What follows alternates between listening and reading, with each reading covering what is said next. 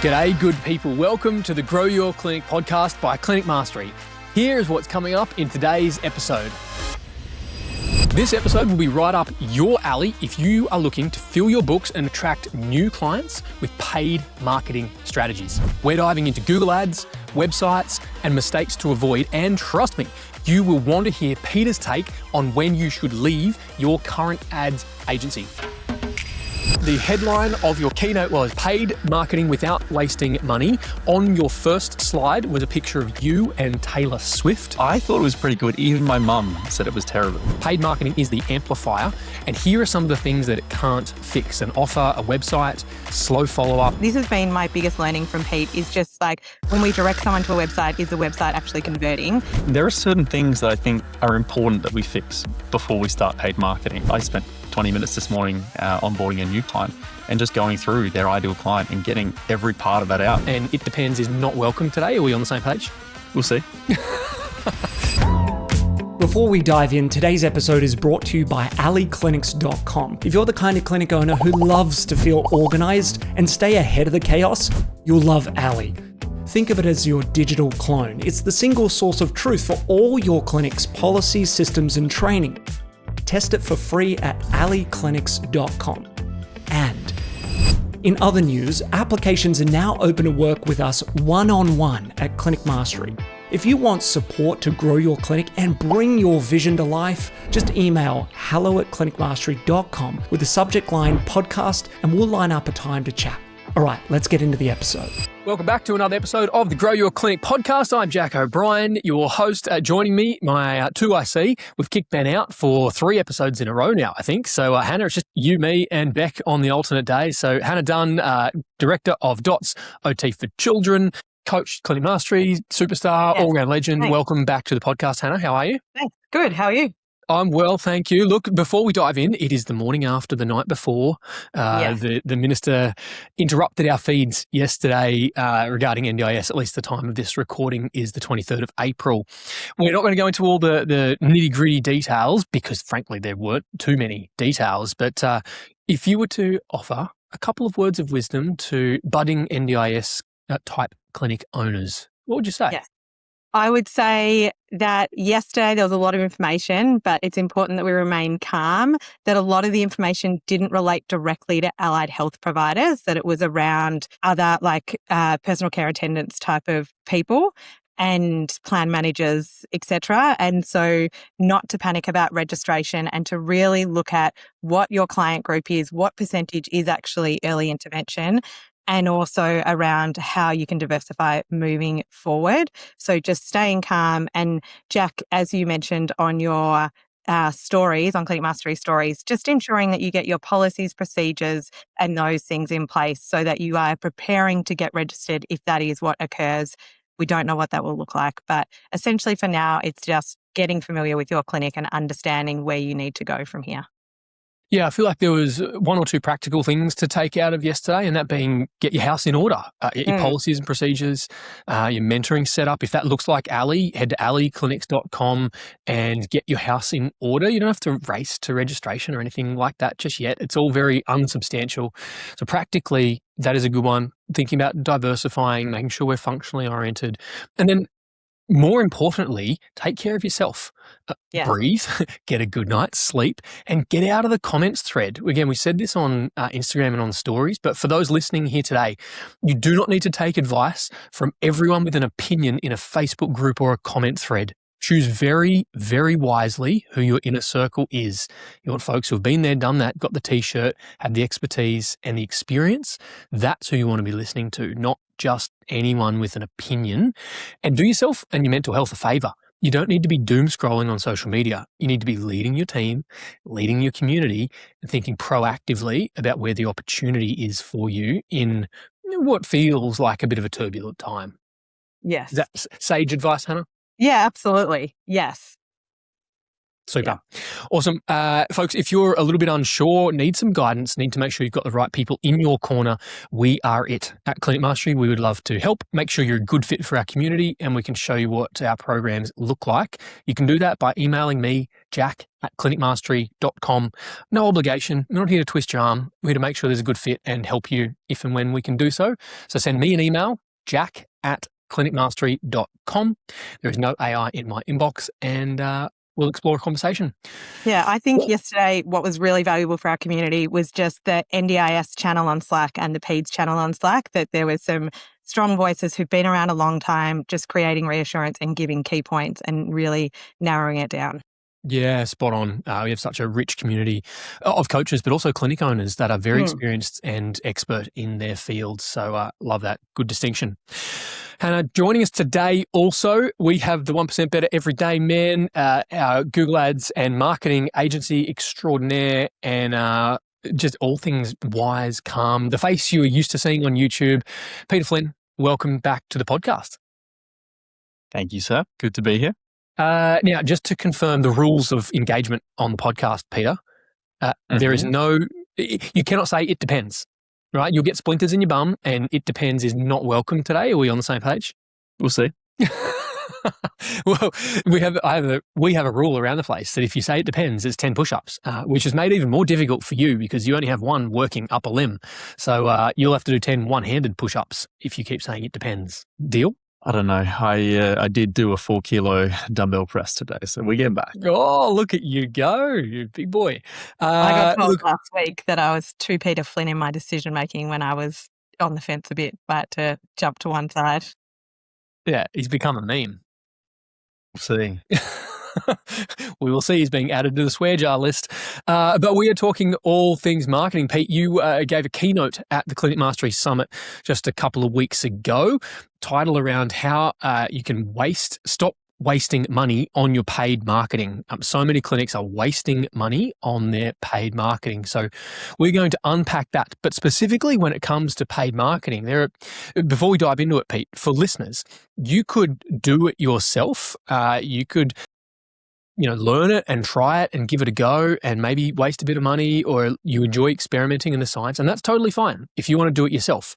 We can do it with you as your coach inside Clinic Mastery. The Business Academy and Elevate is a done with you type approach. We teach you how to do it and we'll critique that along the way. Or we can do it for you. So it can be done by you, done with you, or done for you. And Pete heads up our agency, helping clinics run their Google Ads for them. I just want to welcome a couple of new clinics. There is dozens, if not hundreds of clinics now getting help. But welcome to the Google Ads agency community. Recently, we've had Abdul join us. Amy's joined us. Sam has joined us. We've got a number of others rolling on through here. Rochelle, Brooke, Katie, Michael. So welcome to those folks who are getting some help with their Google Ads. We are doing it for them and seeing incredible results. Pete, before we get into wasting money on paid marketing, if listeners want help with their Google Ads, how does that work? What do they do? Where do they go? Who do they speak to? Yeah, pretty much. The simplest way is to either email me, peter@clinicmastery.com, or go to clinicmastery.com/Google-ads. On there, you can see an application form, or there'll also be an audit form where you can request an audit for your Google Ads account. That button will appear magically later today after this. And you can request an audit on your account. We'll go through, I'll break down all different parts of your account and show you where you're wasting money currently and what you stand to gain from improving those things. Awesome. So if you are not currently doing Google Ads, you can apply and schedule a conversation to make sure that we can actually help. Or if you are running Google Ads, you can either book a call or get an audit of what you're currently doing, find out where you're wasting money, and we will help you improve that spend. Pete, let's tee this up. The headline of your keynote was Paid Marketing Without Wasting Money. On your first slide was a picture of you and Taylor Swift and a microphone. I know Hannah had a great time chuckling away at this. So tee it up for us. What does Taylor Swift have to do with wasting marketing money? Well, I mean, I'll spare everyone the karaoke.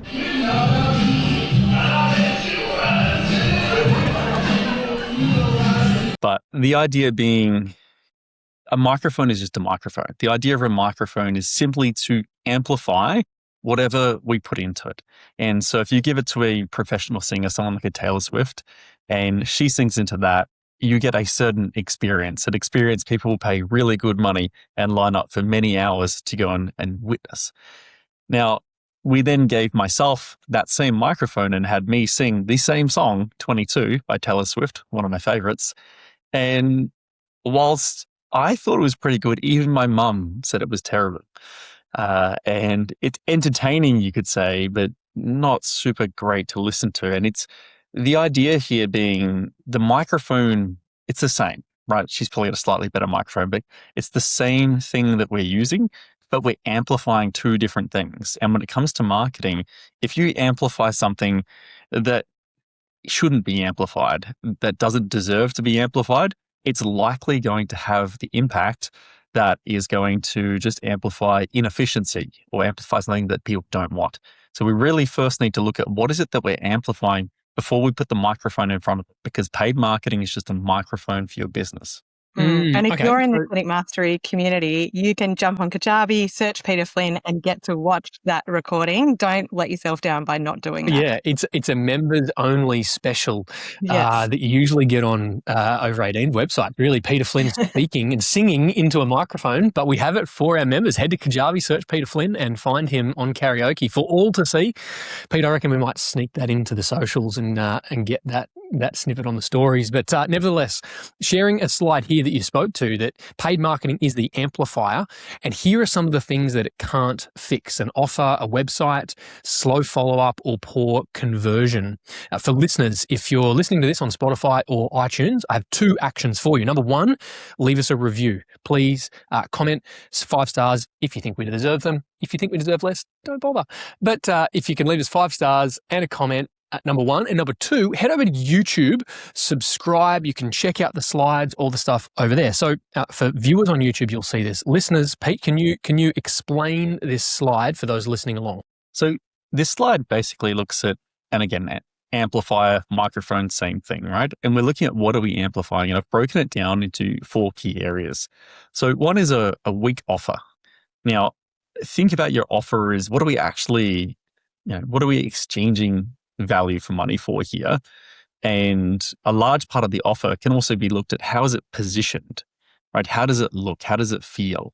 And so if you land on a website and it looks like, someone put it together just after they started business and it's done on the old Wix website, it's slow, it's clunky, there's just lots of stock images. It just looks What do you mean bad. by stock images?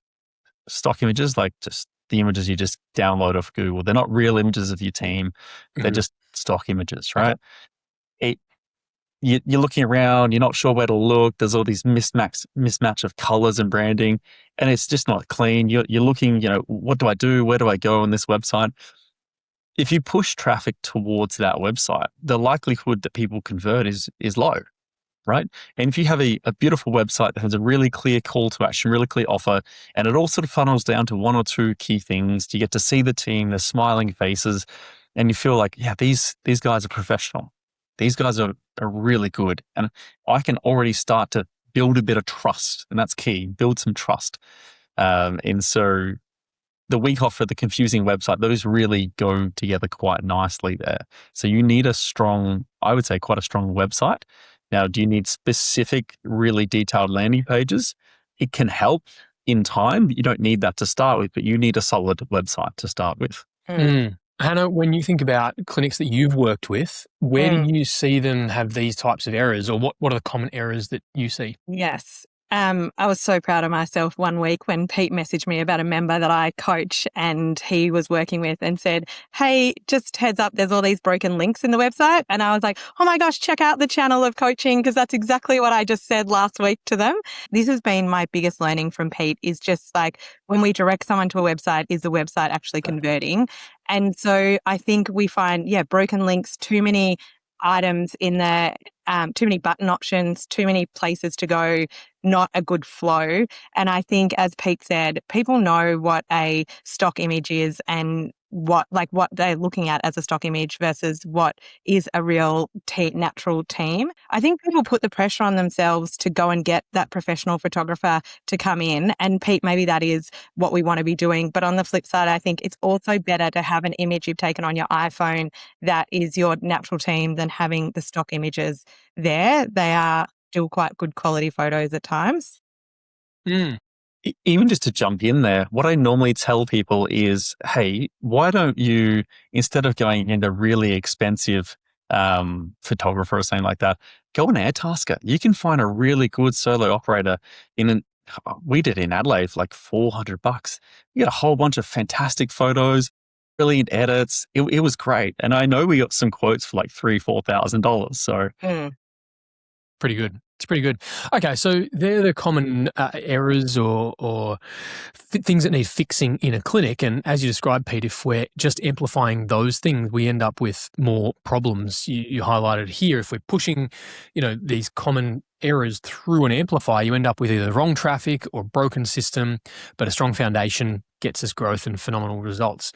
So are you suggesting that people need to get things fixed before they start spending money on paid marketing?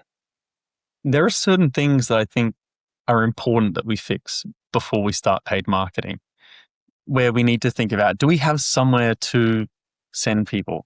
And for a lot of people, it's looking at it and also just going, well, maybe this is part of the project. So for example, I've had people come to me and we've looked at the website, we looked at a few different things and we said, this isn't really going to work.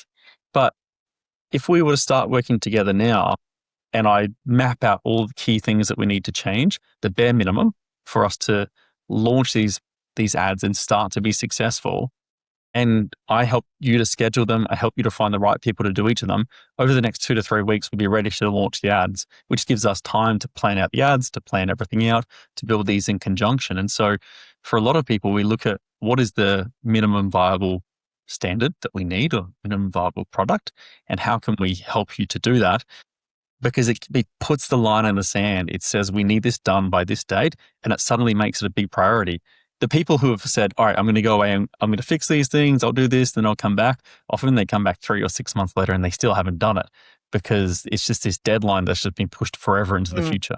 I actually was coaching someone yesterday that I said to them, hey, I wanted to let you know that I got your ad come up on my news feed on Instagram to say that you had available appointments. And I said, but I'm in Victoria and you're in Queensland and I don't follow your page.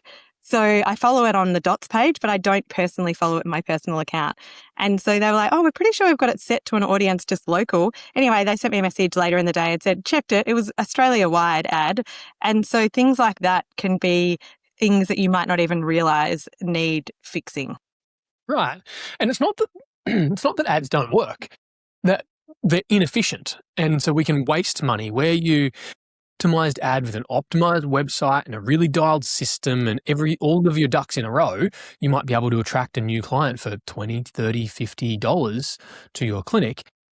If you have these leaks or these breaks in place, it means you end up attracting new clients for $80, $100, $120. So it's like if I said to anyone, would you rather a new client for $30 or a new client for $100? Of course, you'd say 30. And that's the work that we're talking about here. And so ultimately, Pete, if we move on through, what happens is when we're attracting the wrong type of traffic, this is exhausting. It's not productive. It might be busy, but not productive, right? Yeah, well, this is the targeting aspect of it. So we're moving on from the, like, where are we directing people to? And now we're looking at who are we trying to get in? And I think all of us, when we start out early in business, we tend to go, all right, let's cast the net as wide as possible, because if we try and market to everyone, surely we'll get someone. Like, I felt that before. I've done that before. I'm sure everyone in this room has, and everyone listening has too. But what you find is that when you try and target and talk to everyone and be everything to everyone, it's very hard to actually get anyone to come in. And so you have to think about, well, who is it that I really love serving? Who is going to be searching for, if we're talking Google ads, who's going to be searching for a solution to a problem here? And how aware are they of that problem? And who does my team enjoy working with? And do they have a strong lifetime value? these are all things to consider when we think about who to market to through ads. And is there a better way to get them in? There's so many different facets to this. And it might be that, hey, in our clinic, for example, we have physio and EP, and we find that we acquire physio clients far cheaper. And then we actually have a really good structure of moving them from physiotherapy through to EP. So rather than trying to spend $150 to get an EP client, you might spend 50 or 60, get the physio client and have a structure behind the scenes that fills up EP that way. And so these are the kind of conversations I have with clinic owners a lot in the early phase of going through and building out these ads, because it's not just a simple ad. We're now thinking about what is every part of this and where does this fit in to your clinic goals? Because that's what it comes back to, is like, where are we going? And one thing I would say that might have been valuable to say right at the start, and I hate this word of NDIS, but this is an area in which we have not had to educate ourselves in from an NDIS perspective, but now we absolutely need to understand this language. Pete, you shared a video yesterday about Claude AI and tokens, and I understood none of it, but watched it and started to think that the more I absorb, the more I will learn. And so just that is one thing I would say is probably one thing that I'm definitely doing is upskilling about what does marketing look like for us now compared to what it might have looked like Xero during the NDIS boom, for lack of a better term. Boom, I like it. So here's one of the mindset shifts that I think clinic owners need to think about when it comes to getting an agency to help with their ads. When your agency and your website and your internal system is fragmented and isn't coherent, it's where we see super benefit from clinics that invest in an agency to help with their ads that is linked with the coaching that helps you understand who is your ideal client, who is your ideal avatar, what presentations do we want to work with. To your point, Pete, of like, how do we attract better fit leads who have a value mindset that are going to convert when they click, rather than just more volume and intent or interest-based clicks. This is what separates clinics who are working with a fragmented support network to those who are working with an integrated support network. What do you have to say about that? I think you pretty much nailed every part of that then. I would agree. Because really what you're saying, sorry to interrupt, is like, we're here to talk about Google Ads, but actually what you're talking about is who do you want to work with and what presentations can you help best and what's your therapeutic approach. So it has to be this comprehensive and really all-inclusive approach. It's not just, I've got an ad budget, run the ads, please make it blue links, click, go. The things that you just mentioned then, Jack, Pete's been on a couple of episodes and there is so much more context about this sort of stuff on some of those as well. So I would go back and listen to those previous episodes that Peter Flynn's done with us as well. Thank you. Just to add to what you said there, Jack, I think, and I'm not biased at all, not at all, but this is why we're better. So I would say the advantage that I feel we have when we work with people from an agency perspective is the understanding of healthcare. And that's the key thing. And a lot of the time when I look through someone's account, they're working with someone who is probably objectively really, really good when it comes to e-com and those other things. And a lot of things are set up that way for repeat purchases and things like that, which aren't useful to us. But it's being able to ask the right questions and sit down and really, like I spent 20 minutes this morning onboarding a new client and just going through their ideal client and getting every part of that out. Because if we can understand the ideal client, understand the brand voice, but really narrow it down to, well, we're not trying to get you busier as a clinic owner.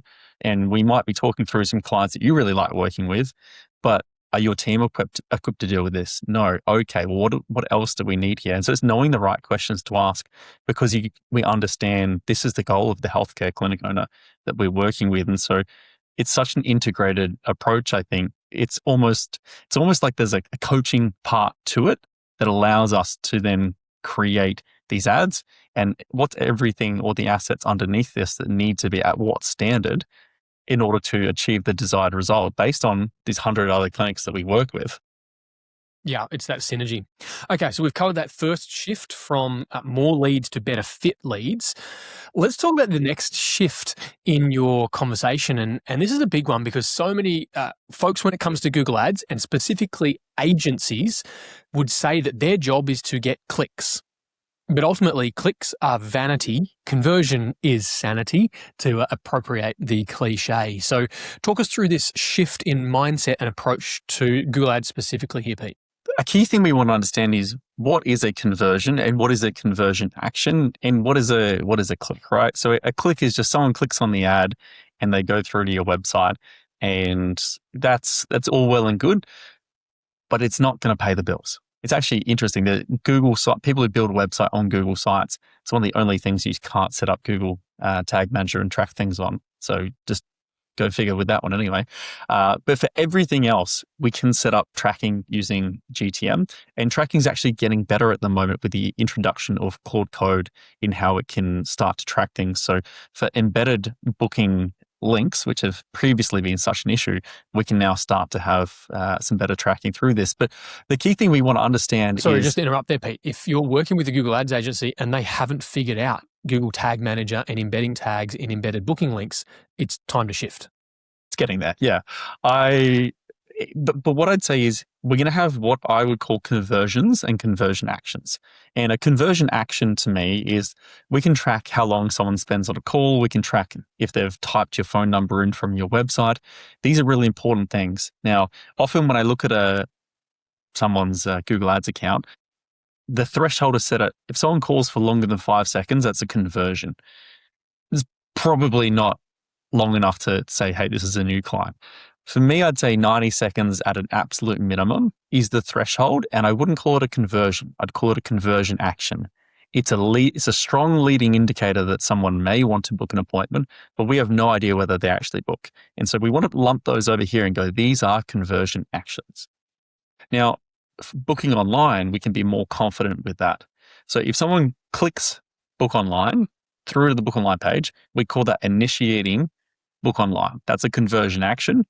But then once they complete the book online process, that's a conversion. And so that you can see the distinction between those two. It's the same for a lot of, say, NDIS type clinics, more peds clinics will say, we don't want people to book online because they have to go to a specific therapist. So we're going to get them to fill out a referral form. And so clicking on the referral form to start it is a conversion action. But then completing and submitting that conversion form is a conversion. And Which so makes a lot of that's how sense, I right? would, Because there'll be clinics who maybe have 20 form starts, but only 15 form completes. And really, we want to measure our conversion based on form completes or booking completes, not just booking starts or form starts. Yes. I like it. And so really it's that mindset shift away from clicks through to conversions. Hannah, I'm curious, in your clinic, how do you think about conversions? Do you track like initial clients booked, initial presentations showed up, or second visit show ups? How do you think about conversions? We don't do a lot of work around it, honestly, but we do have that metric as how many new appointments people had. And then we look at their discharge rates as well to make sure they're not too high.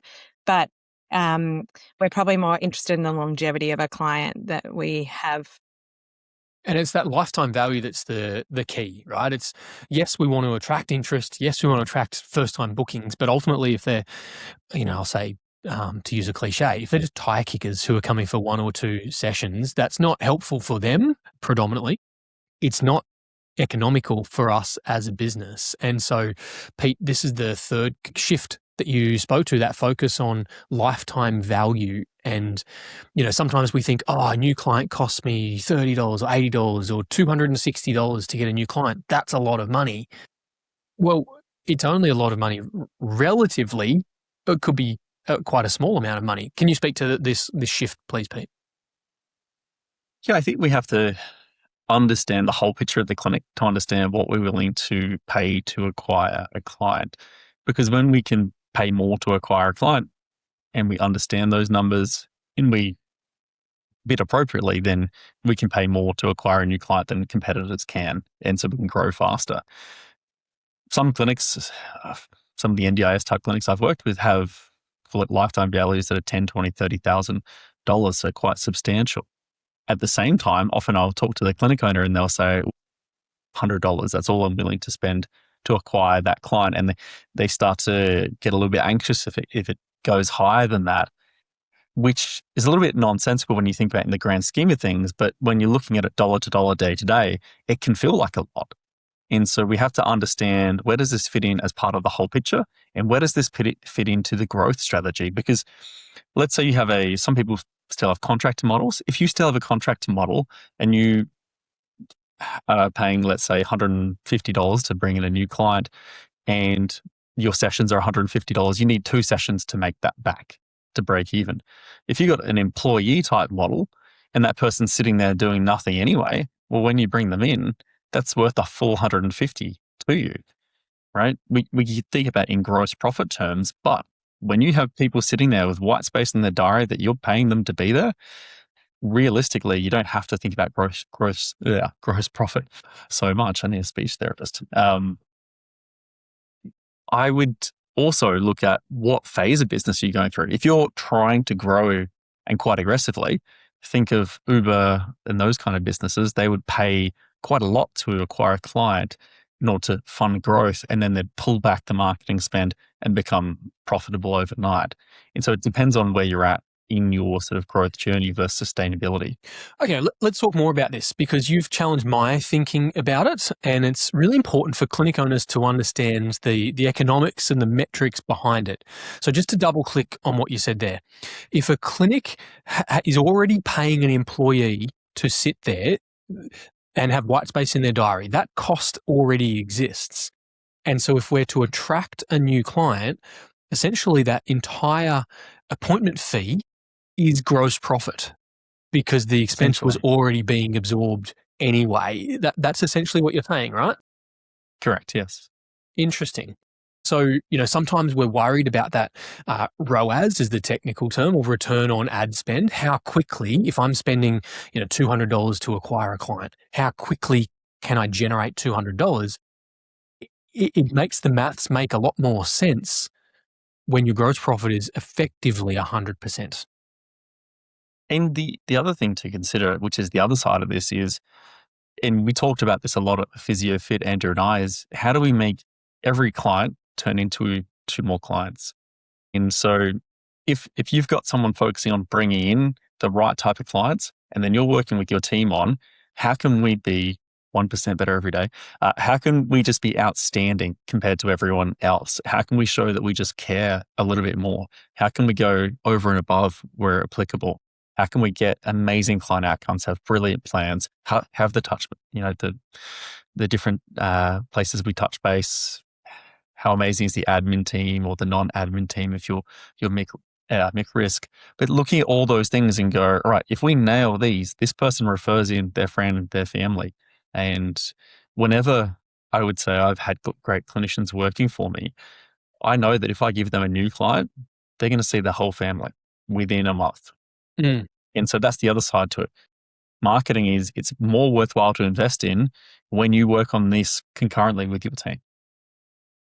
Hannah, can you perhaps speak to that mindset of $200 to acquire a client is a lot of money? It's like, well, Yes. nothing is or isn't a lot of money. It's all relative, right? And maybe sometimes we're stuck in this, we only generate, $190 odd in the first session. I don't want to pay $250 to acquire a $190 appointment.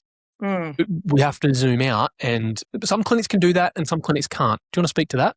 Yeah, I think this is really new information for the NDIS clinics and PED clinics. And I think even just having the framework of understanding that you can look at this at a value of a lifetime of how long you'll have this client for. And I think what we know is that when we do it well, that value can be really high, as you mentioned previously. And so we do need, even thinking of that as a percentage of the revenue will show you how low that actually is. And so I think it's just about educating ourselves and really getting an understanding of what does it truly mean, because that end dollar or the dollar that you present as how much it can cost can seem really high. But I think, we are used to thinking about this in regards to doing Seek ads and for recruitment and, what is the cost of truly acquiring a clinician? And now it's just about doing that with our clients. And I think, as Pete said, people feel good when they refer someone else to your service. They do, it makes us feel good when we can connect people. And so we want to create a space in which they do want to be able to do that. Yeah, totally agree.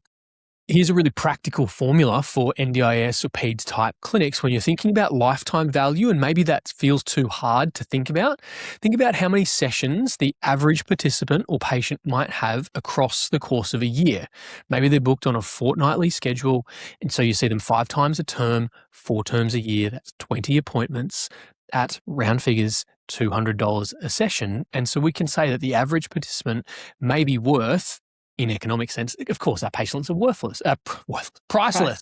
But we can say they might be worth $4,000 per year to our practice. And so we can then extrapolate that over how many years we might work with them.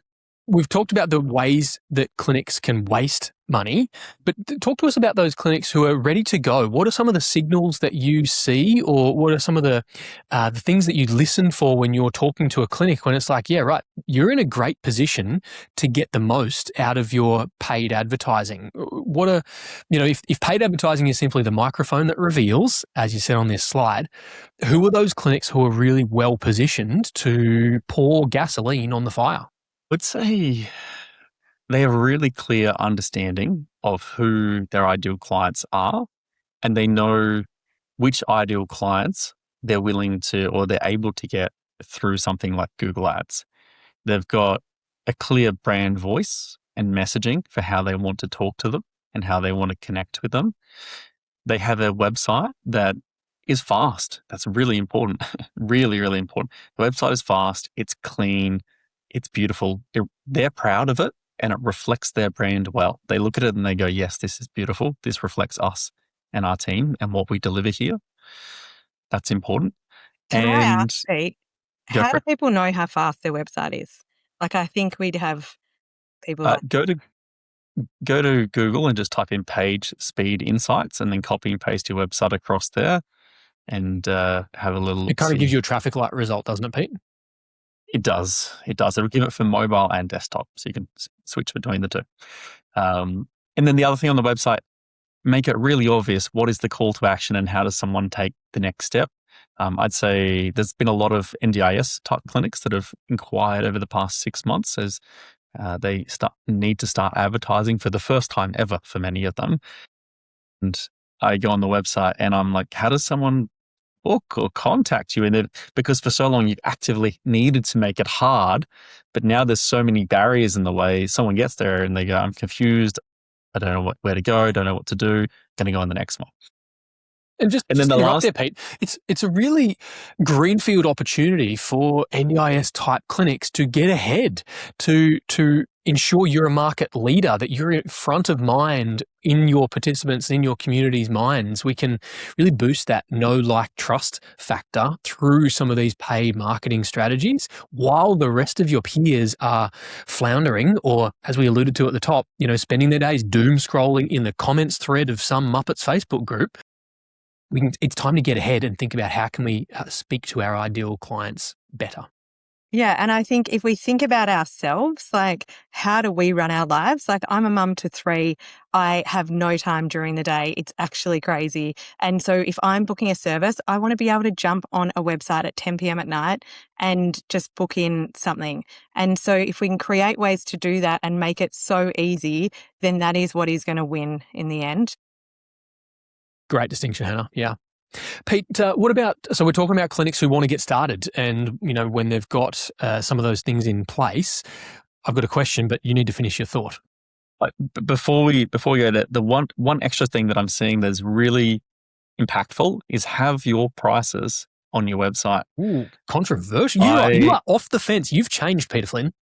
I'm definitely off the fence on this one. The majority of people, and because we can see where do they go when they come from an ad. One of the key things they want to know is roughly what is it going to cost me?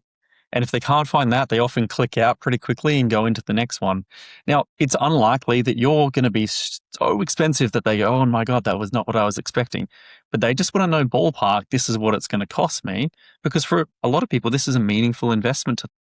And for them to book online often means they're booking or requesting an appointment without knowing what this is going to cost. At the moment, especially with everything that's in the news, finance and money is front of mind for people. So I think And the other thing is you can control the narrative on the page. You don't just put the fees up there and that's it. You get to explain the value provided, what you do, the experience of your therapists. So control the narrative, but have it there and easy to find for people. And I think you'll find your conversions increase. Wonderful. Back to you, Jack. I love that. And a plug here for health.com, HALTH, health without the E, health.com.au. They spoke at the summit alongside us, and it's a great way to help your private paying clients understand how their health fund will interact with the fees. And so, yes, you might have your full fee listed up there, but patients will be able to see what their rebate is up front and be able to be really transparent around that. And that's really key for a lot of families that are looking to invest in their care to understand how their health fund interacts. So, Pete, if I'm a clinic owner and I'll say you've convinced me, you've twisted my arm, I'm ready to go. Can I just throw my credit card at Google Ads and can we just spend $5,000, $10,000 straight away? Or how should we think about getting the most out of our ads, particularly in the first couple of months? I mean, to start with, it comes down to the planning. Like, what are the goals? What are the end goals we want to get to? What is the plan that we create? What are the ideal client avatars that we're going to go after? What is the language and the brand voice that we want to have? Whereabouts in the website are we going to be sending people? I think all of these things really come first before we even think about how much are we going to spend. And then we look at, well, let's reverse engineer. If you're a physio clinic in the MSK world, we might look at it and go, well, I may expect that it might cost us around $90 to $100 per client to begin with. We can improve this over time, but if I ballpark that to start with and you say we want to get an extra 12 clients per month, well, okay, let's invest $1,200 per month into Google. Let's start finding what works. And then once we find what works, let's start to scale that if we need to go further. I always think about it like this. I've been a healthcare clinic owner myself. Everyone in this room has, and we don't operate on profit margins of 80%. We know that it's important in healthcare to look at where does every dollar go and making sure that every dollar counts. And it's especially true in marketing. So we don't want to just spend money for the sake of it. We want to think about, am I spending this money the way I would spend my own money as a healthcare clinic owner? Because this dollar has to generate far more than $1 to make this work for me. Yes. And potentially in another type of business, I might start with a much higher number on Google Ads, but here I might start with a lower number, really scale the efficiency before we scale the budget. I really like that. And, we see clinics spending 5, 10, multiple thousands of dollars a month on ads, but the average clinic is, classically in that $1,000 to $3,000 of ad spend per month. Pete, I guess one of the sub-questions of what I just spoke to is, should I expect to see results in month 1? Or what are some of the learnings that my ad account has to go through in the first couple of months? I mean, yes, we should start to see conversions in month 1. I would hope so. But will it improve over time? Yes, because we'll start to see how you're performing against other similar clinics that we work with, how some of your headlines, your keywords, your search terms compare. We can look at that and we can improve your account because of this. It's kind of like a bit of a network effect because we only work in healthcare. We can improve and refine your negative keywords so you're getting less of the wrong traffic coming through, and that takes time. We can look at increasing and decreasing budget per specific keywords as well. And again, that helps to improve things. We're going to change our headlines, our descriptions over time. We're going to play around with different site links. We'll look at what quality score does Google give you, and that takes 4 to 6 weeks anyway to give us anything. But then when we make changes, we have to leave it for, call it 14 days, because you can't just make a change every 3 days. We have to leave it, we have to test it, we have to measure it, we have to play different ads and ad sets against each other, split test a few of those things, take that data back, and then make decisions from that data, and then test and measure again. It's a really good distinction, and we take quite a scientific approach to Google Ads. It is there's a bit of art to it in the wording and how our audience and clients respond, but ultimately it's quite scientific and data driven, which is super exciting. As we land this plane, Pete, do you want to remind listeners or viewers, but particularly listeners, the URL that they can go to if they've never done Google Ads and want some help, or if they are running Google Ads and they want to know if they're wasting money or not? Yeah. So if you go to clinicmastery.com/Google-ads or email me at peter@clinicmastery.com, I can always just flick it straight through to you. But at the moment, we're offering a free complete audit. It goes into depth in about 6 or 7 different areas I will personally find where you are wasting money. It's quick and easy, and I'll be able to send that through to you. We can talk it through and look at what you could do to fix those and plug those holes, and how we might be able to support you to do that for you. Thank you, mate. And Hannah, for those clinic owners who are feeling a little nervous or anxious about starting this journey of paid marketing, it does feel big and scary for some folks. So what advice would you have to those who are a little bit intimidated or uncertain whether this is right for them? Yeah, I'd say something that you often say, Jack, which is what is the cost of inaction and what will it be? Are we going to get another 3 to 6 months down the line and you wish you'd taken action now? So I'd say educate yourself about all the things that Pete just spoke about, and then make a decision on what you're willing to invest in that area.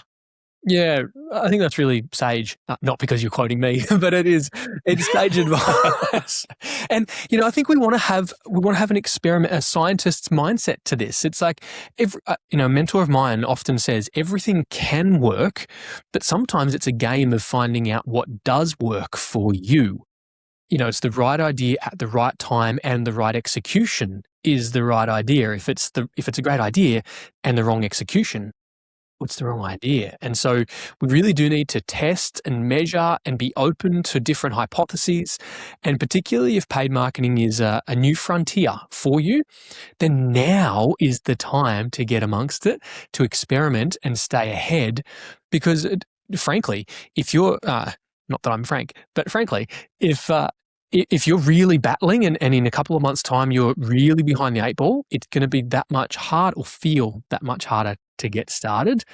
And so now is a great time to think about what can I do before I'm at DEFCON 5 levels to make sure that my clinic remains healthy, my team are consistently well utilized, and ultimately we're able to continue helping more people that really need and deserve our services. There we go. Okay. Well, thank you, Pete. Your keynote at the summit was wonderful. Your Taylor Swift rendition is getting dozens of clicks inside our learning portal, members only. Really looking forward to what you might bring at the Palm Cove retreat in a couple of weeks. We will have live karaoke for you, or a version thereof. Travis, the entertainment who joined us in Noosa a couple of years ago, will be back. I think I've just wrecked all Daniel Gibbs's spoiler alerts. But thank you, Pete, for joining us. You've given your email address, peter@clinicmastery.com, if people want to get in touch. But thank you, Pete, for joining us on this episode. Pleasure, mate. Thank you. And Hannah, it's been good. Shall we invite Ben back? Oh, I think we can let him back in after his holiday. We'll see how he goes. Gallivanting around the countryside. All right, well, I look forward to it, folks. If you want the notes from this episode, it's clinicmastery.com/podcast. All the timestamps, links out will be there. Head over and peruse the website. Thank you for joining us. Thank you for your reviews in advance that I know are coming through. Join us over on YouTube for our next episode, and I look forward to speaking to you again really soon. Bye for now. Thanks, Pete. Ciao. Bye.